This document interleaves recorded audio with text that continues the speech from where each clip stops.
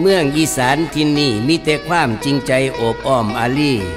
คนอีสานทั้งน้ำใจกับบ่ดำคุณธรรมเทิงมนุษย์สัมพันธ์เว้าต่อกันหัวยุ่ม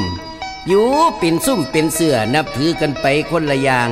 ประเภทนี้เลยแตกต่างว่างใจถือซื้อมันทำบุญนั่นแตกต่างกันซะแล้วพี่น้องเอ่ย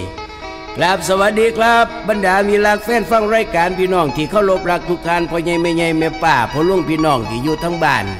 มาแล้วเสียงเจ้าเอาแนวไว้เอาในบ้านหากว่าไผขี้ข้านผู้นั้นก็สิบ่ได้ฟังกันเนาะแม่ใหญ่เนาะ กระผมท้าวนพดลมาแล้วครับแม่ใหญ่มื้อนี้มีโอกาสมาเยี่ยมเยียนถามข่าวแฟนเพลงพี่น้องผู้อยู่ทั้งบ้านเป็นจังไดเนาะพี่น้องลงให้ลงหน้ากันแล้วไป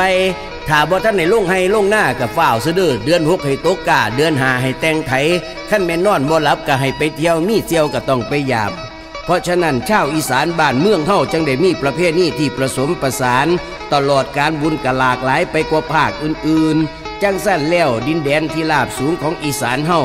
จังได้สูงส่งไปด้วยคุณธรรมมีหนำซ้ำยังเต็มเปี่ยมไปด้วยความเมตตาปราณีต่อเพื่อนมนุษย์ด้วยน้ำใสใจจริง